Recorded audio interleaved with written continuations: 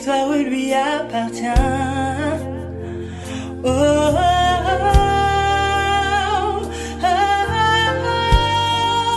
La victoire appartient à Jésus. La victoire lui appartient. Qui pourra vaincre le Seigneur? Nul ne peut, nul ne pourra. Qui pourra vaincre notre roi? Nul ne peut, nul ne pourra, nul ne pourra. Oh, oh, oh, oh.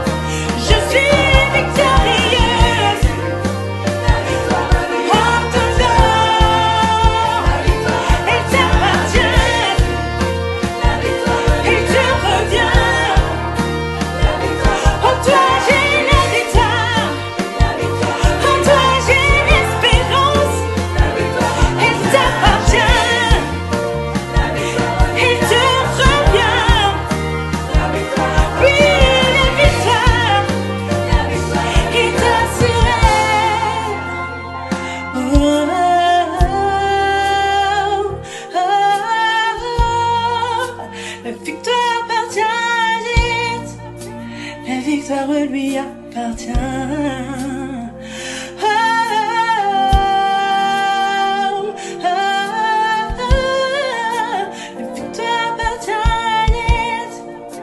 La victoire lui appartient. Je proclame la victoire dans le nom de Jésus. Je proclame la victoire en ton nom, Jésus. Je proclame la victoire dans chaque famille. Je proclame la victoire dans vos finances. Je proclame la victoire dans vos projets.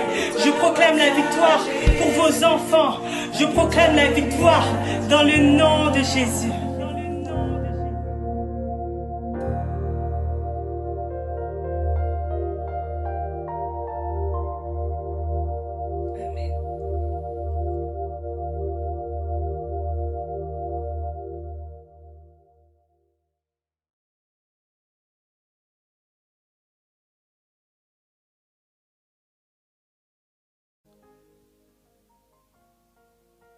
Gloire au Seigneur.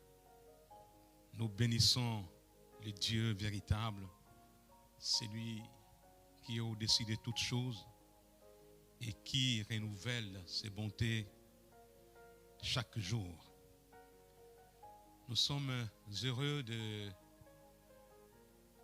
d'être avec vous ce soir, en ce jour, pour partager la parole de Dieu. J'aimerais lire, pour commencer, un texte où dire que nous aurons dans notre exhortation quelques textes que nous voulons partager. Donc ceci nous conduit dans notre premier texte des bases qui se trouve dans l'épître de Paul aux Éphésiens au chapitre 3, le verset 20. Je vais dire, or, à celui qui peut faire, par la puissance qui agit en nous, infiniment, au-delà de tout ce que nous demandons ou pensons. J'aimerais lire toujours le même texte aussi dans la parole vivante, dans la parole de vie qui dit, à celui qui, par la puissance qui agit en nous, peut réaliser infiniment au-delà de ce que nos prières peuvent demander ou que notre imagination ose espérer. J'aimerais ajouter à ce texte de base d'autres textes que nous trouvons dans l'évangile de Marc au chapitre 11, les versets 22 à 24. Jésus prit la parole et leur dit, ayez foi en Dieu. Je vous le dis en vérité, si quelqu'un dit à cette montagne, ôte-toi de là et jette-toi dans la mer, et s'il ne doute point en son cœur, mais croit que ce qu'il dit arrive, il le verra s'accomplir. C'est pourquoi je vous dis, tout ce que vous demanderez en priant, croyez que vous l'avez reçu et vous le verrez s'accomplir. Nous ajoutons un autre texte qui se trouve dans l'évangile de Luc pour appuyer notre texte de base. Luc 17, le verset 6. Et le Seigneur dit, si vous aviez de la foi comme un grain de sénévé, vous diriez à ces sycomores, déracine-toi et plante-toi dans la mer, et il vous obéirait. Parole vivante nous dit, fortifiez votre foi, dit le Seigneur. Fortifiez votre foi, dit le Seigneur. Si vraiment vous aviez la foi, même si elle n'était pas plus grosse qu'un grain de moutarde, vous pourriez commander à ce mûrier-là, arrache tes racines du sol et va te transplanter dans la mer. Immédiatement, il vous obéirez. Prions pour la parole. Seigneur notre Père et notre Dieu, quoi de plus merveilleux que d'être dans ta présence? Parce que ta présence est plus que suffisance. Ta présence relève. Ta présence rassure. Ta présence délivre.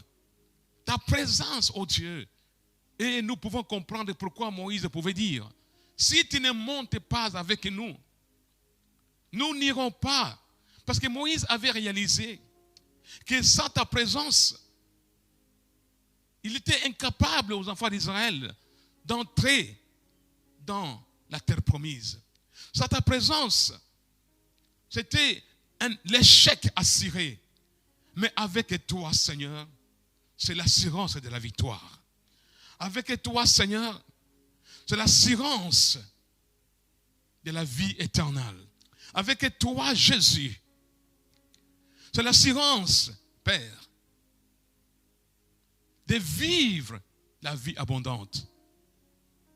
Merci, cher Saint-Esprit, pour ce moment que tu nous donnes. Merci, cher Saint-Esprit, parce que tu es là. Tu es là avec nous. Nous n'avons pas besoin, Seigneur, de sentir quoi que ce soit. Il est écrit que là où il y a la plus petite assemblée de 2 personnes, et toi tu es là. Oui, Seigneur, nous sommes plus que 2 en ce lieu. Et en même temps, nous avons des bien-aimés qui sont connectés, qui nous suivent en direct. Donc nous sommes ensemble, dans l'unité de la foi. Et nous croyons, Père, que ta présence est là. Alors, que la gloire, l'honneur et la puissance te reviennent à toi et à toi seul, au nom de Jésus-Christ. Amen. Donc nous vous saluons, bien-aimés, dans le nom de notre Seigneur Jésus-Christ, et nous sommes heureux de vous savoir nombreux, de vous savoir avec nous, à notre compagnie, bien qu'étant chez vous, là où nous sommes venus chez vous aujourd'hui. Alors, le texte que nous venons de lire nous donne déjà les thèmes de notre exhortation à celui qui peut faire, par la puissance qui agit en nous, infiniment au-delà. C'est là que nous avons tiré notre thème. Dieu est capable de faire au-delà de ce que nous demandons ou pensons. Dieu est capable. Et dans ces versets, il y a le verbe demander. Et or, en lisant Matthieu chapitre 7, les versets 7 à 8, Matthieu 7,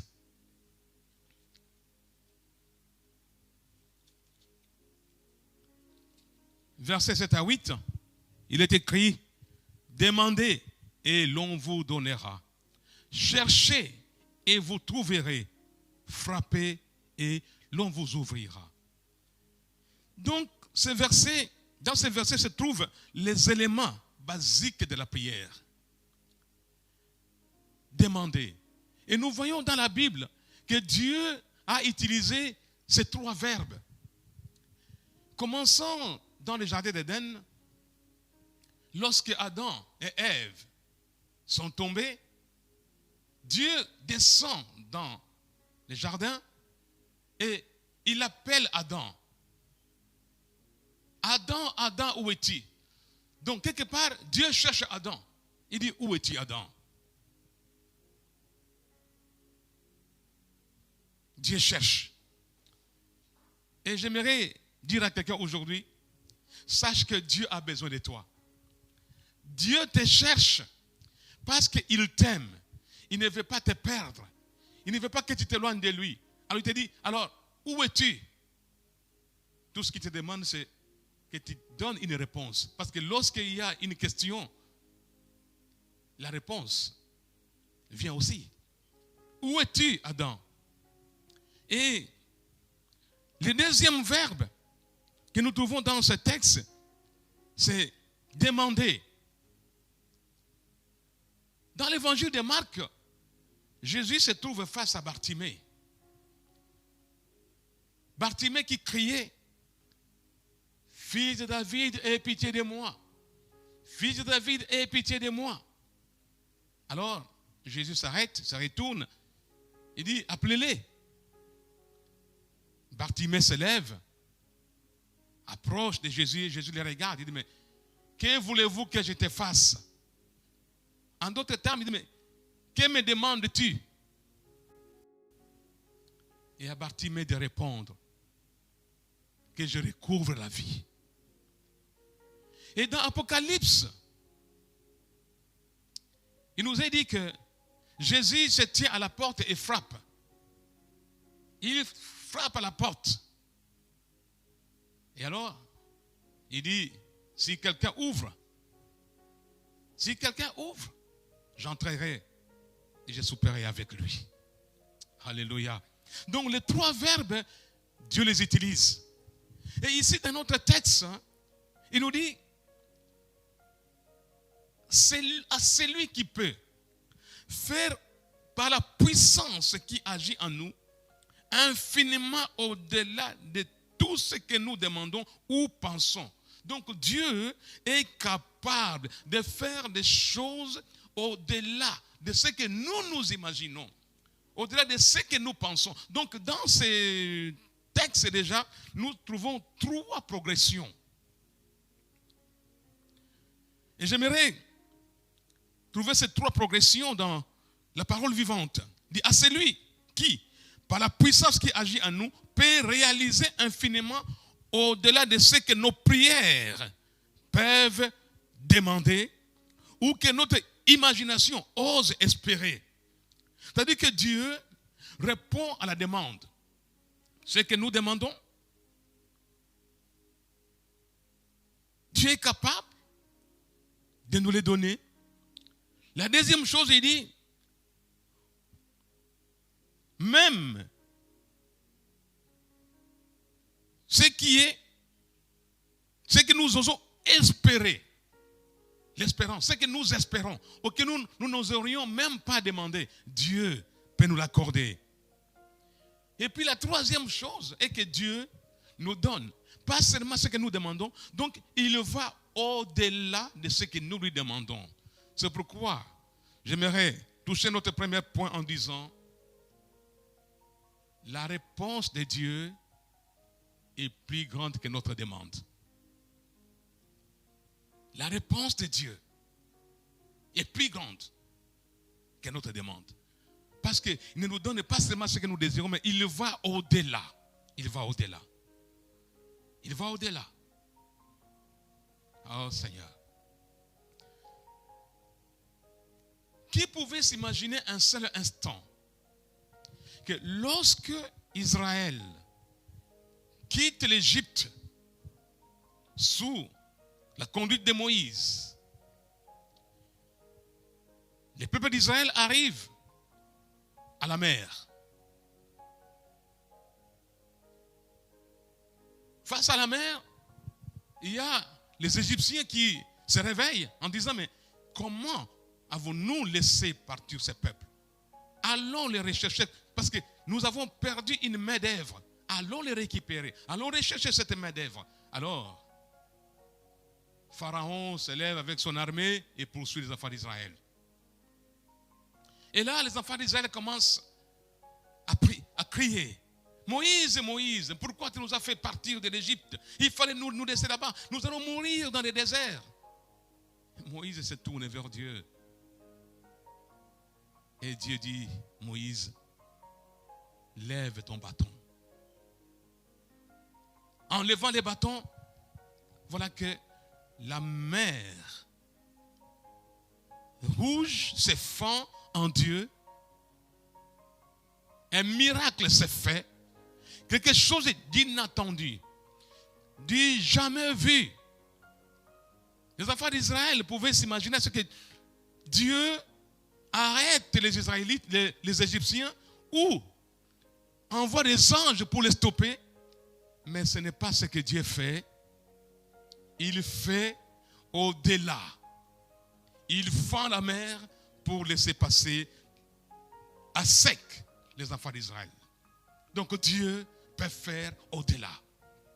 Qui pouvait s'imaginer un seul instant que cet homme qui respirait la violence, qui persécutait l'Église, il s'appelle Saul de Tarse. Et lorsqu'il s'est converti, même les apôtres ont émis des doutes et dit non, ce n'est pas possible. Saul de Tarse se convertit parce qu'il ne s'imaginait pas un seul instant que cet homme qui persécutait l'Église pouvait être touché par Jésus et l'amener à la conversion. Donc Saul de Tarse sur le chemin de Damas, Jésus les croise. Il dit Saul, Saul, Saul, pourquoi me persécutes-tu? Voilà que ce monsieur s'est converti. À la grande surprise de tous, personne ne s'imaginait. Mais Dieu est capable. C'est pourquoi je te dis, si Saul de Tarse s'est converti, si Dieu a pu amener Saul de Tarse à la conversion, donc il peut le faire aussi pour celui pour qui tu pries, pour un membre de ta famille qui peut-être aujourd'hui est dans l'alcoolisme, il est peut-être dans la fornication, il est peut-être dans, je ne sais pas moi, dans quelle situation se trouve-t-il, loin de Dieu. Sache que par la prière que tu fais, Dieu est capable de convertir ton conjoint. Dieu est capable de convertir ta conjointe. Dieu est capable de te donner un mariage. Dieu est capable de restaurer ton mariage. Dieu est capable d'intervenir parce que rien ne lui est impossible. Tout ce qu'il nous demande, c'est de demander. Demander. Et la deuxième chose que nous trouvons dans les textes, c'est la promesse de l'exaucement. Il dit, demandez et je vous donnerai. La Bible nous dit que les promesses de Dieu sont oui et amen. Moi, je peux ne pas accomplir une promesse parce que je suis un homme. Je suis soumis aux circonstances. Je peux te faire la promesse, je viendrai demain. Mais après la voiture tombe en panne ou alors je suis bloqué quelque part, je ne peux pas être là où je devrais être. Mais Dieu, lui, n'est pas soumis à quoi que ce soit. Il est souverain. S'il dit qu'il va faire quelque chose, il le fera. C'est pourquoi j'aimerais que tu crois en la puissance de Dieu qui peut faire au-delà. Dieu est capable. La troisième chose est que nous demandons à Dieu parce que nous reconnaissons nos limites. Parce qu'il y a des choses que nous, en tant qu'humains, nous ne pouvons pas faire. Mais Dieu, lui, est capable de faire quelque chose avec rien. Avec zéro, Dieu fait. La Bible nous dit, au commencement, Dieu créa. Il a créé avec quoi? À partir de quoi? Il a créé à partir de rien. Donc, s'il y a quelqu'un qui peut faire quelque chose à partir de rien, eh bien, c'est Dieu.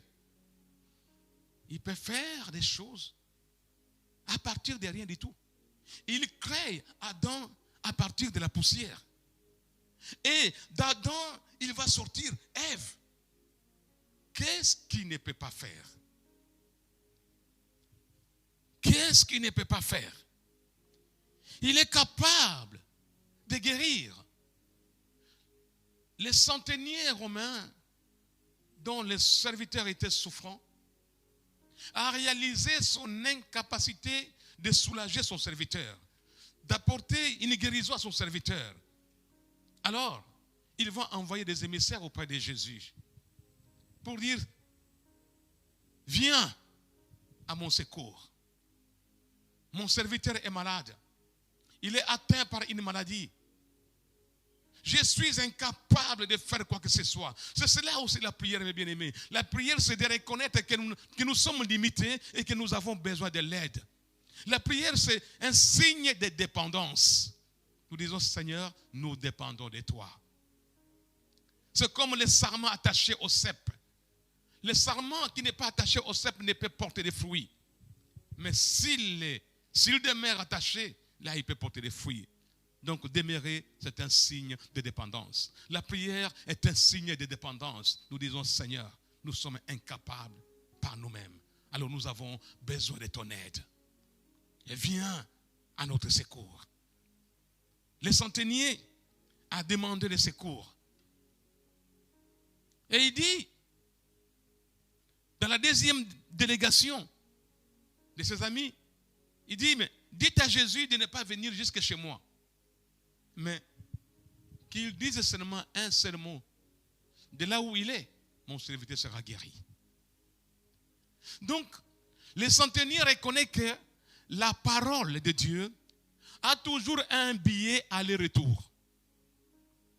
Parce que dans Isaïe nous dit, lorsque la parole descend, elle ne retourne pas sans avoir accompli c'est à quoi elle a été envoyée. Donc la parole de Dieu a toujours un billet aller-retour.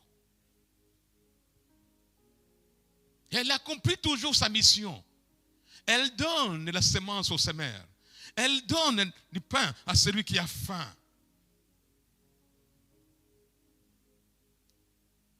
La parole de Dieu, avec un billet aller-retour. Oui, voilà, mes frères. Nous devons croire en la capacité de Dieu de faire au-delà.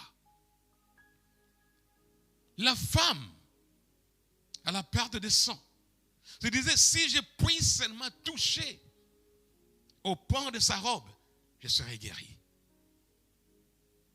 Elle a mis sa foi en action. La foi en action. Et j'aimerais que tu mettes ta foi en action aujourd'hui. Au lieu de te laisser emporter par les découragements, au lieu d'avoir peur, mais crois que Dieu est capable. Et même la Bible dit, sans la foi, il est impossible d'être agréable à Dieu. Il y a des exemples légion dans la Bible qui nous montrent les capacités de Dieu à faire au-delà. Un homme du nom de Daniel est arrêté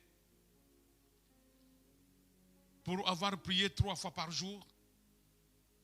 On lui interdit d'invoquer son Dieu, de prier un autre, mais il le refuse parce qu'il ne pouvait pas s'incliner devant un autre Dieu que le Dieu d'Israël. Et pour ça, il se retrouve en prison.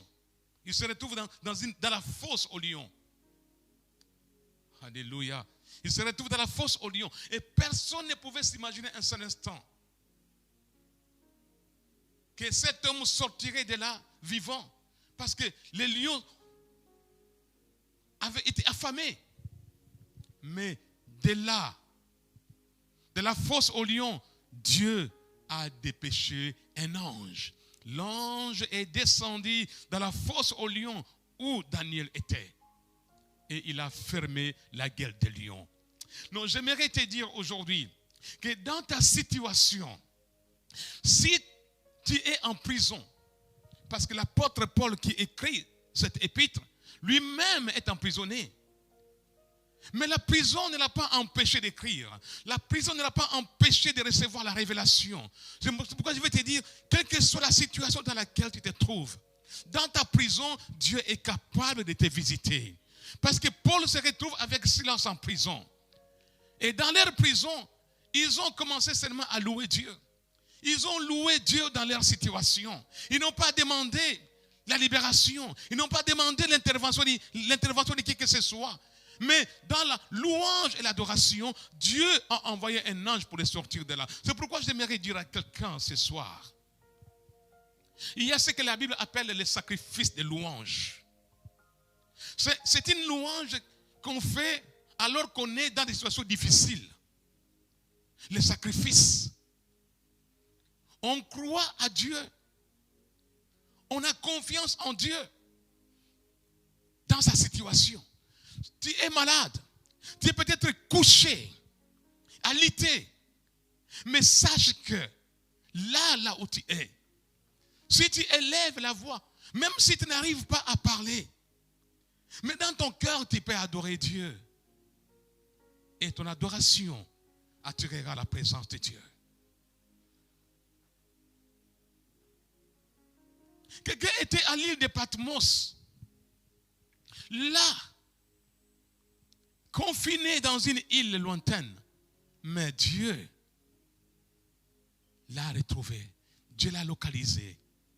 Et je crois ce soir, par la prière que nous allons faire ensemble, pour tous les bien-aimés qui sont dans les besoins, ou qui sont souffrants, ou qui ont besoin de l'intervention de Dieu dans leur vie, j'ai la foi que Dieu est capable de te localiser. Dieu est capable de te toucher là où tu es. Dieu est capable de faire au-delà de ce que tu demandes, de ce que tu cherches. La Bible dit, c'est lui qui peut faire par la puissance qui nous habite. Mais c'est quoi cette puissance qui nous habite? La Bible déclare que lorsque nous recevons Christ Jésus, son esprit vient habiter en nous. Le même esprit qui a ramené Jésus-Christ à la vie, qui l'a ressuscité. La Bible dit que c'est le même esprit qui nous habite. Et Dieu dit, par l'esprit qui nous habite, Dieu peut faire au-delà. Donc il y a une condition. C'est l'unité entre celui qui fait et celui qui prie. Il dit, c'est lui qui peut faire par la puissance qui nous habite. C'est-à-dire qu'il y a un lien entre les deux. Entre celui et celui remplace qui ici dans les textes? Celui remplace Dieu. Donc Dieu, par la puissance qui nous habite, il fait des choses qui étonnent. C'est-à-dire que ta prière, la prière que tu fais, va te faire entrer dans la révélation de Dieu. Parce que pour que Dieu fasse, il faut que tu pries. Donc il n'y a que le manque de prière qui va empêcher Dieu d'intervenir. Si tu pries, Dieu intervient. Voilà, mon frère, ma soeur, un encouragement à nous amener dans la prière. C'est lui qui, comme nous avons dit, c'est lui remplace Dieu. Il s'appelle Je suis. Donc je suis est capable de faire au-delà de ce que tu demandes. Je suis est capable de te restaurer. Je suis est capable de te guérir. Oui. Dieu a plusieurs noms. Il s'appelle Elohim. C'est lui à qui appartient tout pouvoir. Donc tout pouvoir lui est donné. Lui-même Jésus déclare, tout pouvoir m'a été donné dans les cieux et sur la terre. Il s'appelle El Shaddai, le Dieu tout-puissant. Il s'appelle Elion, le Dieu élevé au-dessus de tout. Au-dessus de lui, il n'y en a pas un autre. Il s'appelle Elolam, le Dieu éternel, celui qui n'a ni commencement ni fin. Il s'appelle El Roi, le Dieu qui voit, le Dieu qui me voit, le Dieu qui te voit. C'est-à-dire qu'il est le Dieu qui voit toutes choses. Il connaît ton problème. Il sait dans quelle situation tu te trouves maintenant. Il s'appelle Jéhovah, le Dieu autosuffisant. Il n'a pas besoin de qui que ce soit pour faire quoi que ce soit. Il est autosuffisant. Il s'appelle Jéhovah Sabaoth, l'Éternel Dieu des armées, le gardien de nos âmes. Donc tu peux faire confiance en celui qui te garde, en celui qui te préserve, en celui qui combat pour toi. Il s'appelle Jéhovah Sabaoth, le Seigneur des armées. Alléluia. Le commandant de l'armée céleste. Il s'appelle Jéhovah Nissi, le Seigneur, le grand. Jéhovah Jireh, le grand pourvoyeur. Dans ta difficulté, dans tes besoins, appelle Jéhovah, Jéhovah Jireh. Il s'appelle Jéhovah Rapha, l'Éternel qui guérit de toutes tes maladies, le médecin par excellence. Alléluia. Il s'appelle Jéhovah Nissi, le Seigneur ma bannière, celui qui donne la victoire. Jéhovah, c'est pour nous, l'Éternel qui nous sanctifie, qui nous met au large. Jéhovah Shalom, le Dieu de paix, c'est lui qui intervient lorsqu'on est troublé. Jéhovah Roi, le Seigneur mon berger, c'est lui qui protège, qui prend soin de ses enfants. Il prend soin de toi, il prend soin de moi. Il s'appelle Jéhovah Sekounou, le Seigneur notre justice, c'est lui qui par le sacrifice de Christ nous justifie. Jéhovah Shammah, le Seigneur omniprésent, c'est lui qui est avec moi, il est avec toi, nuit et jour. Abba, Papa, mon Père, alléluia, il est notre Père. Il est le chemin pour ceux qui sont perdus. Il est la vérité, la vie. Il est la résurrection. Je ne sais pas dans quelle situation tu te trouves. Il est celui qui a ramené Lazare à la vie. Il est celui qui a ramené le fils de la veuve de Naïn. Il est celui qui a ressuscité la fille de Jaïrus. Il est celui qui a guéri l'aveugle Bartimée. Il est celui qui touche les malades, qui touche les boiteux, il les relève. Si tes muscles sont affaiblis, il n'y a que lui pour les affermir. Alors, ma prière, ce soir, mon frère, ma soeur, et que le Dieu qui est au-dessus de toutes choses, qui écoute la prière, parce qu'il est écrit, tous iront vers lui, parce qu'il entend. Alors ensemble, avec moi, j'aimerais nous inviter à prier pour tous les besoins. Nous prions pour notre Père, celui que Dieu a établi, celui que Dieu a donné la vision de CHPC. Nous voulons demander l'intervention divine parce qu'il s'appelle Jéhovah Rapha, le médecin par excellence. C'est lui qui soigne même à distance. Il n'a pas besoin de se déplacer. Le centenier a dit, dis seulement un mot. Et par ta prière, par ma prière ce soir, Dieu est capable. Alors, prions ensemble, bien-aimés. Je nous invite à prier, que chacun pour son besoin, en s'appuyant sur le texte que nous avons lu. La Bible dit, si tu as la foi comme un grain de sénévé, si tu ne doutes pas dans ton cœur, il dit, ayez la foi en Dieu. Ça veut dire quoi? Nous demande d'avoir la foi de Dieu. Parce que celui qui donne la foi, il l'a lui-même. Parce que la foi vient de ce qu'on entend, et ce qu'on entend vient de la parole de Dieu. Prions le Seigneur. Seigneur, notre Père et notre Dieu. Dieu de toute grâce, Dieu de toute éternité. D'éternité en éternité, tu es Dieu. Tu vis, Seigneur, dans les lieux élevés. Tu as l'humanité, Père Céleste, sous ton contrôle. Les hommes, Seigneur, mon Dieu, il n'y a pas un seul qui échappe à ton contrôle, oh Dieu. Père, toi saint, nous venons en ce moment,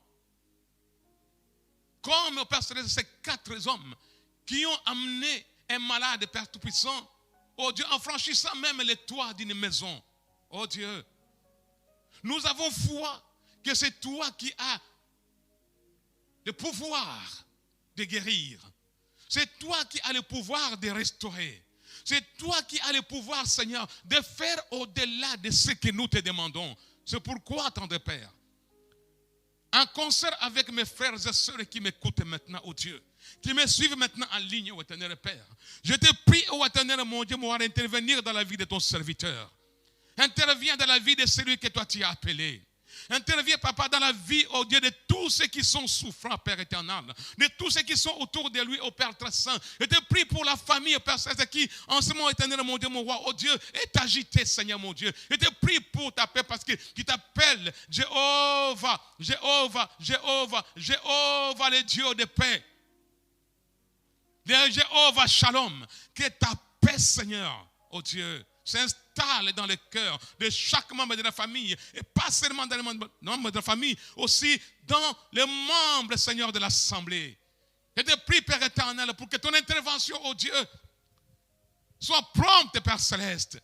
Oh Dieu a dit, oui, ta guérison germera promptement. Oui, Père, Nous te prions pour une prompte guérison, Jésus. Nous te prions en même temps pour tous les besoins, Seigneur, notre Dieu. Pour tous les besoins, Seigneur. Tous les besoins de ton peuple. Et surtout pour ton serviteur, Père éternel, parce que quiconque est malade, Père, il ne peut se rendre au temple. Étant à l'hôpital là où il est, Père Céleste, oh Dieu, il ne peut pas se rendre au temple. Or, tu l'as établi comme berger de ton peuple, Seigneur mon Dieu. Alors nous te prions, Père, pour qu'il s'en sorte et qu'il retrouve sa place auprès des siens, qu'il exerce les ministères que tu lui as confiés. Nous te prions, tendre Père, pour tous les autres qui sont aussi touchés par cette pandémie, oh éternel mon Dieu, par cette peste qui ruine l'humanité aujourd'hui, Père très saint. Nous te prions, oh Dieu Tout-Puissant, pour ceux-là, papa, qui ont peut-être perdu aussi leur emploi à cause de cette pandémie. Nous te prions, Père très saint, pour tous ceux qui sont atteints dans leur corps. Nous te prions, oh Dieu, c'est pour ceux qui ont dans les besoins affectifs, ceux qui sont dans les besoins affectifs, ceux qui sont dans les besoins financiers, Père, ceux qui sont, Père Céleste, oh Dieu, tourmentés par des dettes, par des crédits, oh éternel mon Dieu, ils ne savent pas comment, Père Céleste, ils sont prêts, oh mon Dieu, mon roi, à se suicider. Oh Dieu, nous te prions, Père Céleste, d'arrêter cet esprit de suicide. Arrête l'esprit de suicide, Seigneur, qui s'empare, oh Dieu, des cœurs maintenant, éternel mon Dieu. Arrête, papa. Je te prie d'arrêter cela, oh Dieu. Je te prie d'arrêter, Père. Oh Père. Père éternel, tu es le Dieu de la restauration, le Dieu de relèvement, le Dieu qui aide les hommes à se ressaisir. Père, qui peut amener une personne à la conversion si ce n'est que toi? Qui peut toucher les cœurs de l'âme si ce n'est que toi? Je te prie, toi le Dieu de toute grâce, le Dieu de toute éternité, qui fait au-delà. Seigneur, souviens-toi, ce jour, de tous ceux qui crient en toi, de tous ceux qui se disent, nous sommes limités, nous ne pouvons pas. Viens à leur secours. Tu as dit, demandez et il vous sera donné. Père, tu es celui qui donne les réponses aux dieux, aux questions de ton peuple. C'est toi qui as dit, frappez, on vous ouvrira. Nous venons frapper, Seigneur, à la porte de la guérison. Nous venons frapper à la porte de l'exaucement. Nous venons frapper à la porte de la vie. Que ceux qui sont troublés, Seigneur, retrouvent la paix auprès de toi. Que ceux qui sont, oh mon Dieu, mon roi Père, oh Dieu, qui ont perdu un être cher, qu'ils soient consolés. Que ceux qui cherchent trouvent. Et s'il y en a qui sont dans la stérilité comme Anne, oh Père, Anne s'est rendue au temple. Il a invoqué ton nom et tu as répondu. S'il y en a qui sont, Père éternel, en ce moment éternel, mon Dieu, en train de traverser des moments difficiles, je te prie d'être le berger qui fait traverser la vallée. Oh Père, comble ton peuple de tes bienfaits. Soutiens ton peuple. Soutiens ton église. Soutiens, oh Père, toutes les églises de Bethel dans le monde, oh Dieu. Te prions d'étendre ta main. Étends ta main. Étends ta main. Toi qui entends, toi qui écoutes et qui exauces. Nous te rendons honneur, puissance et gloire au nom de Jésus-Christ. Amen. Voilà, bien-aimés, que Dieu vous bénisse pour ce temps merveilleux que nous venons de passer ensemble. Et je remercie aussi les bien-aimés qui m'ont donné l'opportunité d'apporter cette exhortation ce soir. Merci pour la confiance que vous me témoignez. Que mon Dieu vous bénisse abondamment au nom de Jésus. Amen.